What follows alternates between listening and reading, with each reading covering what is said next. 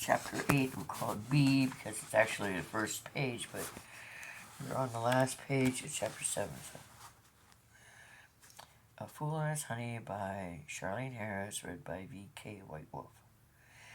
30 minutes later, I was feeling much more secure. Martin's Ruger was near at hand, but not obvious. Stashed in the otherwise empty drawer in the kitchen, and Margaret Granberry, who'd been glad to come over, was having a cup of coffee in the kitchen.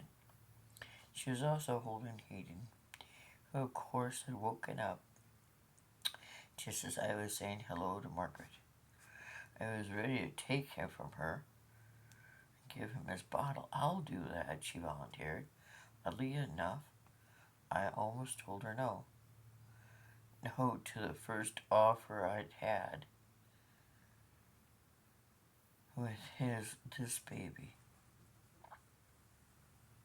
I had actually opened my mouth to demur, to say that I was used to it, to protest that this was my job. I forced myself to smile and say, "Here."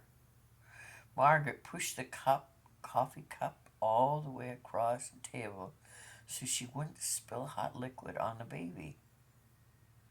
By some accident, and took Hayden gently in her arms. I'd shaken the bottle and tested the formula, so I handed it to her. And she began to feed him. "Have you had children yourself?" I asked, relaxing. She shook her head. "Nope. I don't want to give you more of my history than you want. But Luke and I have been married for 10 years. The first few years, we could not afford hospitalization insurance, so getting fertility tested was just out of the question. About 3 years ago, Luke's mom passed away, and she left her money in a trust fund for us. But by that time, I'm quite a bit older than Luke. And there we went on with the fertility test, and we didn't have much hope. Rightly, as it turned out, almost happy to have company in my predicament.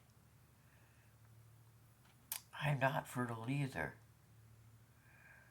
When she seemed interested, I told her about my unpleasant experiences with the top gynecologists in Atlanta, and Martin's indifference to our having our own baby. Suddenly I realized how much I was saying, and I apologized. I don't like to talk about my reproduction problems at home. I said wearily. It's like people know I'm failed, and they look at you like you're lacking something. Getting pregnant is so easy for so many women. Margaret shifted Hayden slightly, held up the bottle to see how much was left. Hayden protested. She smiled and slid the nipple back into his mouth. Luke can't understand how women can talk about something so personal as fertility problems, Margaret said. The cold sun lit her red hair until it almost seemed to give off a warmth. It does seem strange to think that in this day and age there are some medical problems beyond fixing. I know, I agreed fervently. You keep thinking that this can't be an end of it, then there must be something else I could do. If they can accomplish so much in other fields, why can't they fix you so you can have a baby? Martin was married before, right? To Cindy, who runs the flower shop. Martin has a grown son. You know, not might not know if you haven't been living in Corinth long enough, but Barrett's an actor. He's gotten recurring guest spots on one of those nighttime soap operas. That's why I think Martin had a kind of been there, done that attitude about having another baby. Margaret nodded.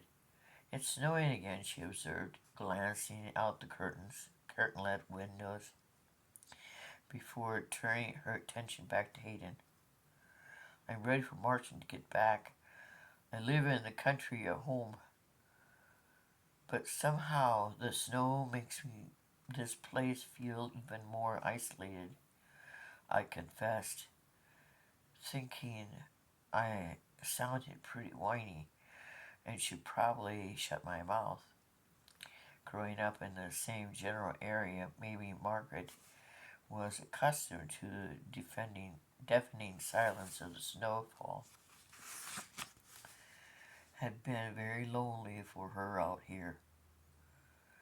Did you see Craig and Regina much? Not at first, she answered. After a moment, we're so much older, and they were newlyweds, and Luke and I are both busy. But they got bored playing house after a while, and then we saw more than and them and more. What did you think of that marriage? That's a big question. Margaret Granbury hunched her head and her shoulders to push her flaming black hair back behind her ear.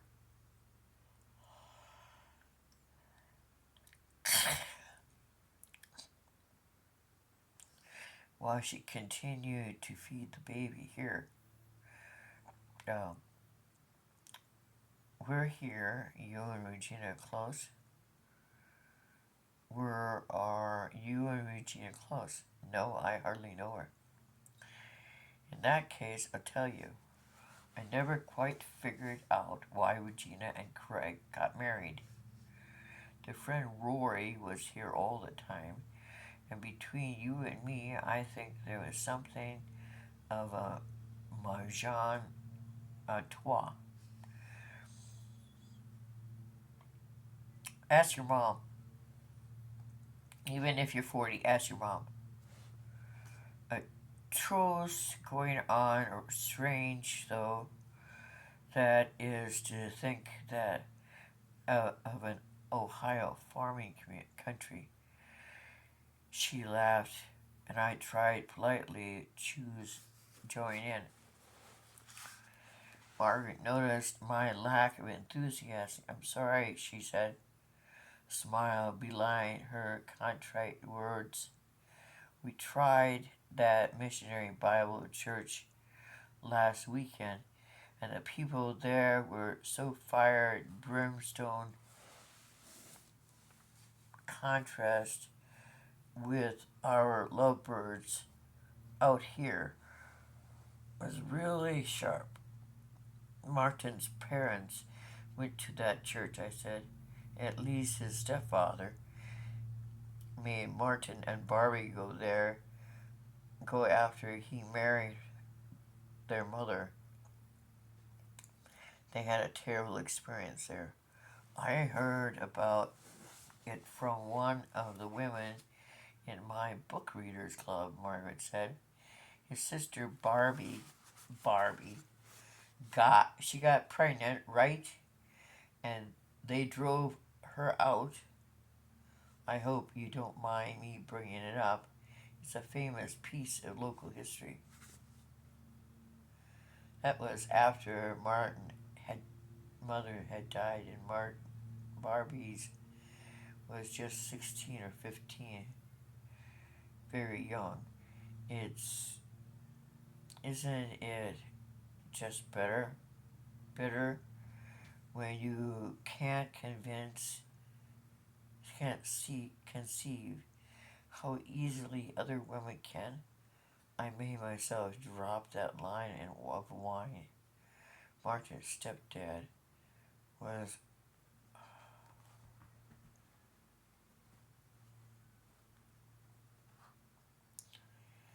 Martin punched out his stepfather, I admitted. Then he joined the army. What happened to his sister? She was put in a home for unwed mothers, I believe. When Martin told me the story, and it was one he hated to remember, it was because he was explaining why his family farm was in the hands of a man who hated him. You don't know the rest of the story? No. Martin was hazy on that part because he had left for boot camp. I never had the nerve to ask Barbie. She and I aren't good friends. Besides which, I know that had to have been terrible, painful. Giving up your baby? I can't imagine that. But I worked hard with a baby. But then, what kind of childhood would that baby have had in a household run by Joseph Lockhart, mothered by 16-year-old? Good point. Once I should have considered, since my